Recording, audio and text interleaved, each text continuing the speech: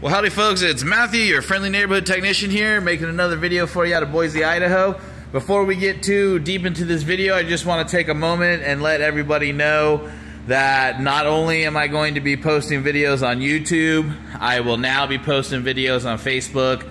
I just want to give a big shout out to all my YouTube supporters and watchers and subscribers, and I never thought I'd have a YouTube channel with thousands of subscribers, and I average between 1 and 2 million views a year. It's awesome. The biggest thing that I enjoy about the YouTube channel, however, is the fact that I've noticed there are other mechanics that have joined the channel in conversation and in the comments, and I've noticed that other people have stepped up and answered other people's questions and stuff like that. So I think it's cool to have built an online community in place where people can go and get information about how to fix their car and all that other stuff. I get a lot of good feedback about these videos that I make, so that's really the main reason why I make them. Also, with my Facebook page and the business and the new shop and all that, it will give me an opportunity to allow customers to see what's going on with their car. So right now we're looking at a 2014 Kia Sorento. It's got a 3.3 liter engine in it. And actually, the 3.3 liter engine is not your everyday stock engine. There you go, 3.3. That comes in the Sorento. It's actually the 2.4. This Kia Sorento has got all the nice bells and whistles on it, and it's a really nice vehicle. So it is the SXL GDI V6. So 2014 Kia Sorento. The two main issues or complaints on it are that the AC has stopped blowing cold and that the front headlight is out. Now, just a little side note, the headlights on this Kia are extremely expensive to replace. It's not that they're hard to get to. There's the front headlight that's out, by the way.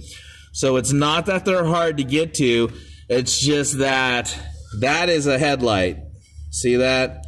It's a Xenon HD headlight, and it's glorified, and they are expensive. They're hundreds of dollars, literally, to replace. So no fun there, but it's just that simple. Just need to replace that headlight and get that figured out.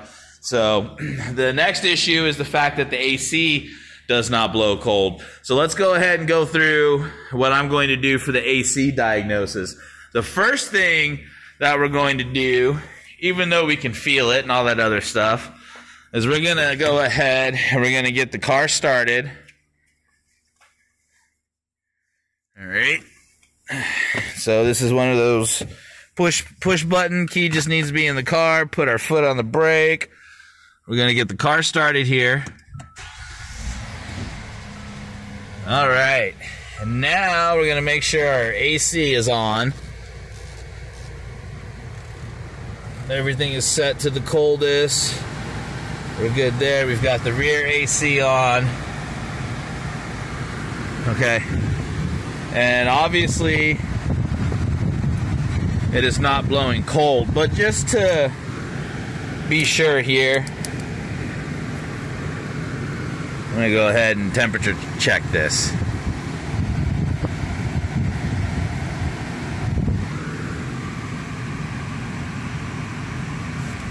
Alright, with the AC running, that's not cold at all. Inside of the shop, I have a sealed, insulated shop here because, you know, we're here in Idaho and it gets cold. But, yeah, inside of the shop right now it's about 75 degrees, and this AC should be blowing way cooler than this. Something else we need to do is we need to identify what type of AC we have. With this vehicle having all the bells and whistles that it has, we need to identify if it has rear AC, because that's going to make a big difference in a lot of things that we look into, and it sure does. So let's go ahead and get back here. Now what's interesting is the rear AC is kind of working. Believe it or not, it should actually blow colder than that. Again, inside of the shop is about 75 degrees. That rear AC, you can get it down as low as 45 degrees coming out of there. So the rear AC is blowing colder than the front AC, but it's not blowing like it's supposed to. So now that we have this information and we know what's going on, we're going to go ahead and start our diagnosis procedure. Okay, so I have my AC gauges hooked up here, all right? I've got it connected to the high side and the low side there, all right? And so it's very straightforward and simple. You just connect your AC gauges and open everything up. And the most concerning thing that I see right off the bat is with the AC gauges connected, there is no charge whatsoever inside of this AC system. So those zeros that you see, that tells me that there's no Freon in there, there's no vacuum in there, there is no charge in there whatsoever. Ultimately, there's only one way for an AC system to lose its charge like that, and that's if there's a leak somewhere. So that's not cool at all. That's not good. So ultimately, we need to start leaning towards checking for a leak. So now what I'm going to do next, I'm going to go ahead and kind of retest, but I'm going to retest with the vehicle off and see what I get. All right, and so I've reset my gauges. Vehicle is off. Everything is open, and again, I've got no reading whatsoever. Again, that's concerning. So as far as I'm concerned right now, per my gauges, the fact that it's not blowing cold, and per my gauges, my concern is that there is a leak somewhere. Oftentimes, the leaks you'll find will be where the Schrader valves are. For the AC lines, they can leak there, and also in these areas here, where the AC lines are connected together and bolt. Seals can go bad right there and all that other stuff. So yes, I'm going to start leaning towards the fact that there's probably a leak. Let's see if we can prove that theory. First of all, just for educational purposes, I'm going to show you what those gauges should look like on a vehicle that is not running with a healthy AC system. Okay, so the thing about HVAC when it comes to automotive is although each manufacturer and system may have its own little quirks and deals here and there, accessories associated with it here and there, HVAC in general is pretty much the same. So just to ensure that my gauges are working and to give you a reference point of what we should have seen when we first hooked these gauges up, I've hooked them up to a healthy AC system, and I'm just going to show you here. We're going to start by opening. I'm going to open our high side first. And actually, I know for a fact it's working because I just heard some of it come out. Just 1 second, I need to reset a gauge. All right, and there you go. You see my gauges there? And we have 50-50 on the high and low. That's a healthy system. We're good to go. Okay, so what I'm going to do next is I'm going to go ahead and run a vacuum on this. Okay, so we're connected, we're open. Again, we have zero reading. Zero reading means that there's no Freon in the system. It's a dead dry system. So that also means that there's no vacuum because AC system is a closed, pressurized, clean system. And no moisture, nothing like that. That's basically what the vacuum is, just to keep it simple. And so we're gonna go ahead and pull a vacuum on it, and then we're going to introduce a shot of this. And I give this my professional stamp. This is good stuff to use. It's a 5-shot applicator can, and so once we've pulled our vacuum, we're going to add this, and then we're going to run the system, and we're going to see if we can find a leak somewhere using an ultraviolet light. So pull the vacuum, introduce ultraviolet dye, and then check to see if we can pinpoint where the leak is. But ultimately at this point, bottom line is it's going to need a new AC system, and that includes the AC compressor, the dryer, the lines with the orifice tube installed, and all that other stuff. And I'll explain why when you're repairing AC, you really want to replace the whole system if one part of it has failed here a little bit later on before I let you go. Just in case you're wondering, this is what pulling a vacuum looks like. And this is your mercury right here. Now you really want to be in about 29 pounds of mercury. So we're gonna try to get to 29 pounds. I already suspect there's a leak, but we're gonna try to get to 29 pounds and hold it there for about 20 minutes or so.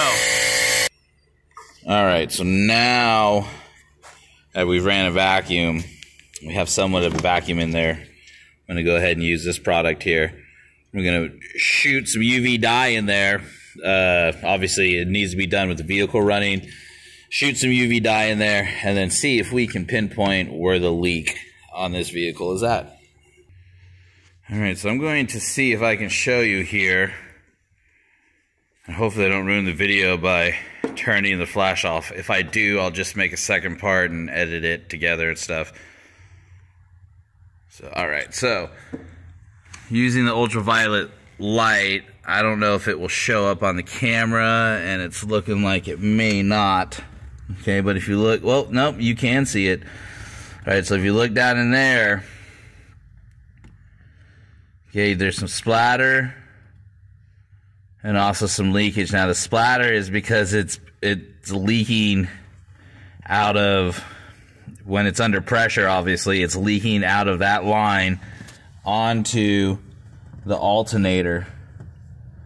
All right, you see it there? So it's shooting out there and splattering all over the place. So that's what ultraviolet dye does, is you introduce it into there, and you can kind of see where I cleaned it up there. But that's where it's coming out of.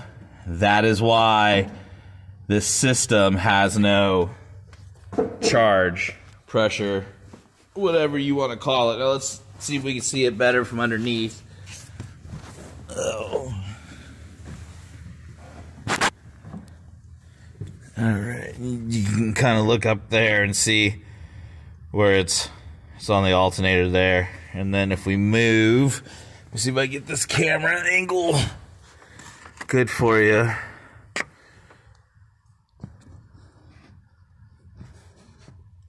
You can definitely see it up there. I don't think I can get up in there for you to see, though, from underneath. The bottom line is it's that line right there. There it is. So it's that line right there. Now, here's the issue, okay? AC is a closed system. All right. And it's basically the same thing as space. It has a vacuum. It's the vacuum of space, okay? So the oil, it's also a lubricated system. So the oil in the AC system uses the Freon to travel through the system and lubricate the AC compressor. So when you have a system that's leaked all of its Freon and all of its pressure out, that means that you have a system that has not been properly lubricated. And a system that's not been properly lubricated is a contaminated system. I guarantee you there will and are metal shavings in there because the oil has not been properly circulated through the compressor. So ultimately, the proper way to fix it would be to replace the compressor, the dryer, and the two AC lines. Not only the one that's leaking, but also the other one. The reason being is because if you look back here, the other AC line, you see that change in the line back there? There's a filter pre-installed. It's called an orifice tube. And back in the day, you used to have to buy them and change them out yourself. Now they just come pre-crimped in the lines. So ultimately, the compressor, the two AC lines, and the dryer accumulator are what need to be changed out in order to get this AC system working again. So I'm gonna go get the lights turned on and I'll be right back. Alrighty then, not too much of a crazy diagnosis. Didn't have to get too far into it. I really enjoy using the UV dye and all that other stuff. That system is pretty much a surefire system, a way of figuring out whether you've got a leak or not.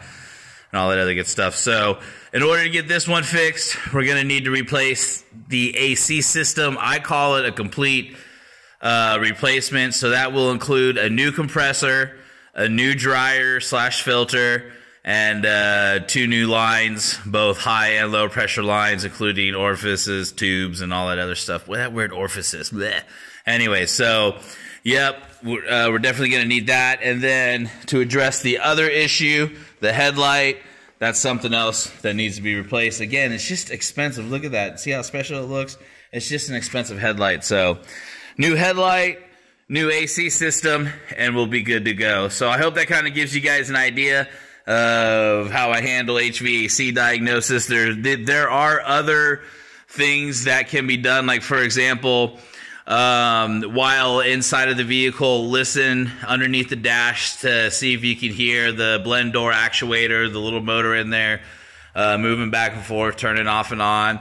It could also be a switch. So there are other aspects to the diagnosis, but on this one, it led us to the fact that there was no pressure in the system, no freon, and that we have a leak. So even if there was or is an issue inside with the AC system, bottom line is none of it can be addressed until we get a new compressor and all the other work. So, alrighty, folks. Well, thanks for coming out and watching my videos. Thanks for hanging out with me also, and thanks for your support. This is Matthew, your friendly neighborhood technician, signing off.